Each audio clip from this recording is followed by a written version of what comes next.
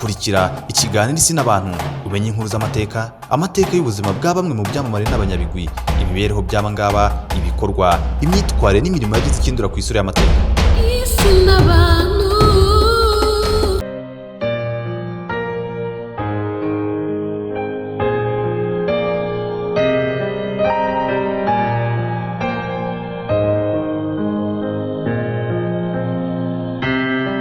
Petero yavutse mu mwaka wa 10 atabaruka mu 64. Tugende ku ivanjiri yitwaga Simoni mbere uko ahabwa izina rya Petero na Yezu, ubundi akamwe mu ntumwa za Yezu. Petero ni umunyagalileya wo muri Batsayida, akaba umuhungu wa Yonasi. Amazina ya nyina ntiyigeze amenyekana biturutse ku muco wa Kiyahudi utaritaga cyane ku bagore.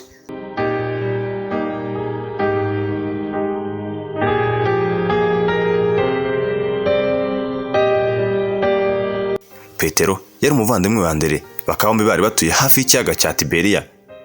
Petero yashakanye na Polifire ariko ntiyagize umugisha w'urubyaro. Petero yatowe ari uwa 4 mu ntumwa za Yezu.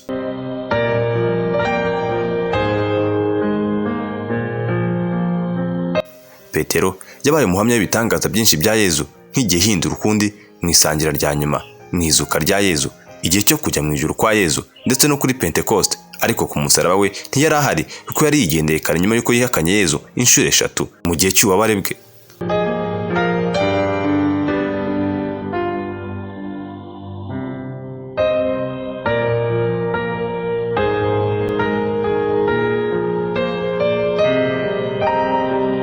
Nyuma y'izuka rya Yezu, Petero yafashe ubutumwa bwo kuba umushumba mukuru. Tugende ku byanditswe n'ivanjiri ya Yohana, aho ku munsi wa Pentecoste yahagaze imbere y'Abayahudi akavuga ashize amanga, yamamaza izuka rya Yezu.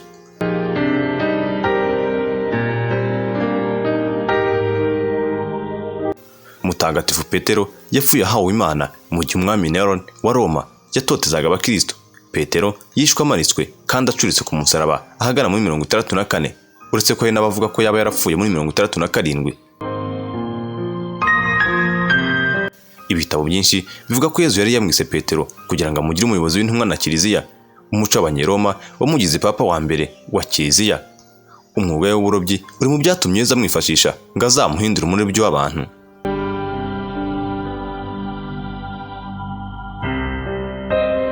Petero yari umuntu ugira umuhate mwinshi, akagira imbaraga nyinshi, ndetse akagira n'igitsure. Ibi byose biri mu byatumye Yezu amubwira ko azaba urutare Kiliziya yishingiyeho.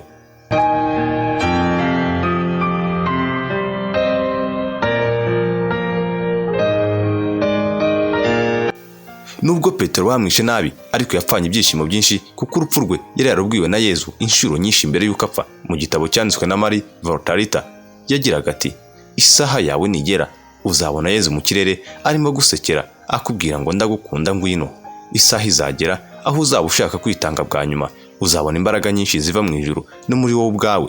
Nzaba ndi iruhande rwawe nuzuye ibyishimo nkurebera kure. Yezu yari yaramubwiye kandi ko azapfa avuga izina rye.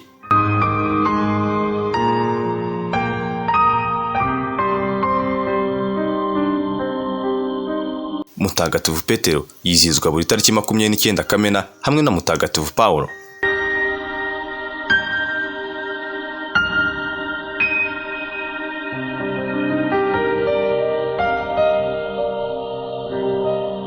Izina rye rigaragara inshuro zirenga 150 mu nyandiko z'isezerano rishya. Mu byakozwe n'intumwa bivuga ko Petero ari we wayoboye inama yatoye Matiyasi wasimbuye Yuda.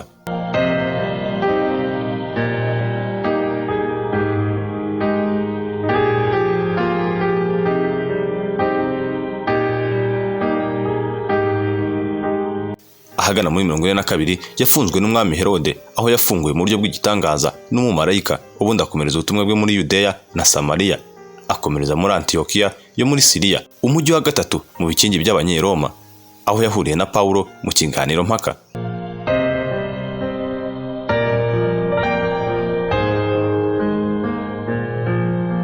Ahagana muri 35 niho yafashwe ku ngoma y'umwami w'abami Neron, abambwa acuramye ari we ubyisabiye.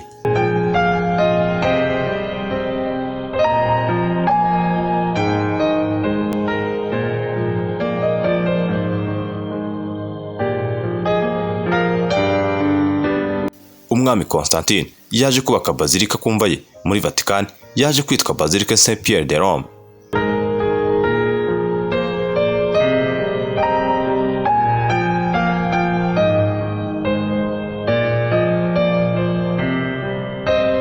Wakoze gukora iki kiganiro isi n'abantu, nyemere cyane tugisoreza aha, ahubwo tuzasubira ubutaha kundi munyabigwi cyangwa se cyamamare. Icyo usabwa ni ukudukurikira umunsi kundi ukanda subscribe. Reka nkubwire ngo naho utaha uri inshuti yacu. Ndi Isakari HB. Imana ishobora byose ihaza ukwifuza kwawe kandi ugira ubugingo buzima.